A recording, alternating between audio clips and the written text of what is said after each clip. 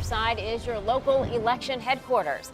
In the midst of the coronavirus pandemic, people in parts of Hampton Roads and the Eastern Shore are choosing their next local leaders today.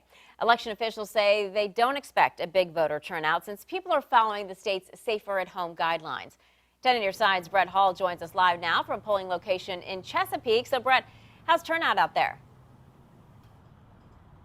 Well, we're at Grassfield High School in the Grassfield area of Chesapeake, and this is historically one of the busiest precincts in all of Chesapeake, at least for local elections. And believe it or not, amidst COVID-19, it's still living up to that name. There's often even been a line forming out here. Let's take you inside and show you what's going on in there. There are people with protective equipment on working the polls today. However, on the floor, you'll see markers that tell you where you must stand as you wait to get your ID checked and waiting to get your ballot.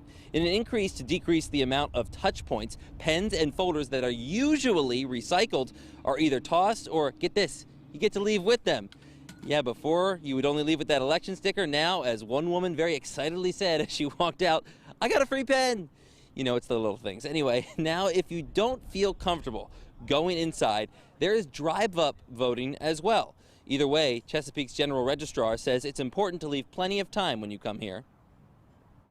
They're going to have to understand that there may be a little bit of a line because they can only let a certain number of people in at a time, and they're just really going to have to be patient and understand the big picture of what's going on, that we're trying to look out for their safety as well as the safety of our staff. And this is there's the marquee race here in Chesapeake is mayor. Incumbent Rick West, he is running against 3 other people. That usually spells good news for the incumbent. However, as we saw in Virginia Beach 2 years ago in a 4-way race in the Beach District, the incumbent can lose. So every vote still does count. And we've already been told that absentee ballots, there have been a lot more of those even than they see during a presidential election. So it's going to be very interesting to see the results come in later this evening. A full list of candidates right now on wavy.com. We're live right now at Grassfield in Chesapeake. Brett Hall, 10 on Your Side. Brett, thank you. The Chesapeake Democratic Committee says it's heard from some people who are having trouble voting absentee. According to a release from the chairman of the Chesapeake Democratic Committee, David Washington, some voters never got their absentee ballots. Others had their absentee ballot rejected for various reasons. The Chesapeake Democratic Committee says if you're experiencing these issues, you're encouraged to vote at your regular precinct curbside. Wear a mask and practice social distancing. Thoroughly wash your hands before and after. Norfolk City leaders are encouraging people heading to the polls today to wear a face mask.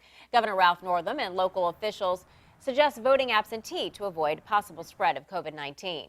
Stephanie Isles, the Norfolk Director of Elections, says that her office received hundreds of absentee applications from voters. Isles says polling places are still required by law to open today, but there are changes. Since there is still a 10-person limit on gatherings, only 4 to 5 people are allowed inside a polling site at a time. Today's elections are for mayor, city council, and school board members. These are the people that impact your everyday life. So we encourage voters, no matter what elections is, that they exercise their constitutional rights.